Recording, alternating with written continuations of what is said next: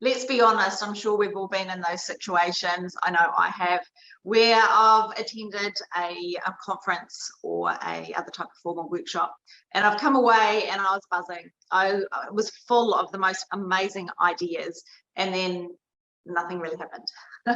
And so what we want to do in this particular episode is focus actually on the learning event, when the learning actually hits the road.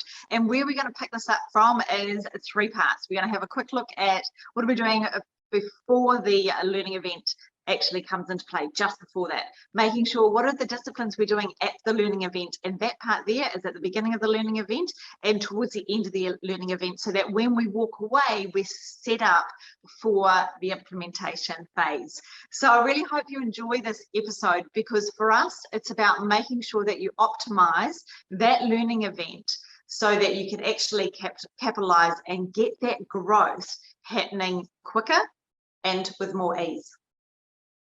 And it's funny, isn't it? You know, we've all been, like Kirsten said, we've got these things taking place, and we go on this event and we forget afterwards about the application piece.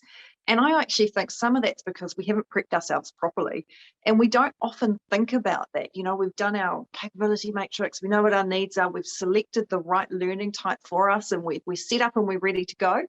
And we just suddenly turn up, and we forget that actually we've got to get ourselves ready to turn up in the right headspace so that we can actually get the most from whatever that learning environment is. And even when it's reading, even if our learning is going to be reading, we've got to make sure we're in the right headspace so that we can get the best from whatever it is that we're trying to take in and absorb. Because actually, if we don't take it in, then we can't apply anything, and it's a little bit of a waste of time and potentially money as well. So what I'm looking at is really that before piece. So what are we doing to make sure we're in the best possible situation to get the best from the actual learning situation? And that involves a few things. So one of them, of course, is going to be our headspace. And how do we clear our headspace? Well, for some of us, if we're attending an external course or even a seminar or a webinar or listening to a podcast, it's making sure that that time isn't going to be interrupted.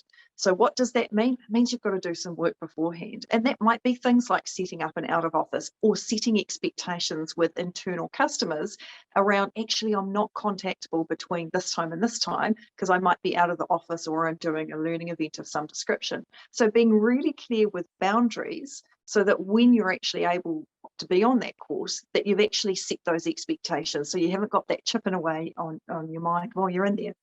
And another thing I really like to look at is when we're walking into our learning event is actually having some expectations and actually having some objectives about what you want to get out of it. Even if it's a book or a podcast or even an informal event, have some objectives about what you want to get out of it. Again, we forget to set our own expectations and objectives about what we want to achieve, even if it is slightly different when you're on that, doing that particular learning. Making sure we're clear about what we want to get out of it is actually just as important, because we need to make sure there's the connection between what we're hearing and experiencing and what our own expectations are. And if you're potentially, and it also means if you're in a formal learning environment, you can stick your hand up and say, actually, here's what I want to know, and here are my pain points with this topic, and that's why I'm here today. So it's a really great exercise to get involved with. And the other one is, when you do have those formal learning events, if there's any pre-reading or case studies or any of that information that needs to be done beforehand, don't do it right beforehand. Actually take the time and do it the week before, or whenever you get that information, do that reading as soon as possible. And actually do the reading twice if you can, because it's one thing to, when we first read something, whether it's a case study or whatever that looks like, we don't sometimes take in some of that critical information. So if we can have a read, have a break and go back and read it again, we're often going to learn and see new things from that reading. And so when we get to that formal learning environment, if that's what you're walking into, you're going to be taking a lot more in, and you'll be able to participate a lot more when you're actually on the job, so to speak, or in that learning environment. So my challenge to you is around your preparation for learning. Are you setting yourself up personally so that you can have the best learning experience, irrespective of whether it's formal or informal or not? So what are you doing to make sure that that learning is optimized just for you? And what we find really, really useful is to make sure that you lock in that time for the learning, whether it be on the job, informal, formal, whether it be for those projects. You actually diarise all of those times in there. So you diarise time to complete that pre-work that Sarah's just been talking about. You diarise the time for the actual session, informal, formal, or on the job. And then you actually diarise some time post that to make sure you've got that some time and to actually have a look to reflect and debrief. Now, the key thing being here is that so often, especially with on-job learning, and remembering we're talking about a lot of that, we're supporting to do more of that. What quite often happens is it drops down the priority list and BAU takes over. What we really, really encourage you to do is really own and protect those learning spaces that you've diarised into your calendar. If it's not in your calendar, it won't happen, right? We know that. So let's diarise those, but let's also protect those to make sure that that learning opportunity is actually not just happening, it's actually embraced and it's protected and it's valued. Because you as a leader, if you keep moving people's learning opportunities and their one-on-ones and anything else like that, you might be saying that you're doing a coaching call with them and you move it, you're signaling to them that learning and growth is not important. So make sure you prioritize that.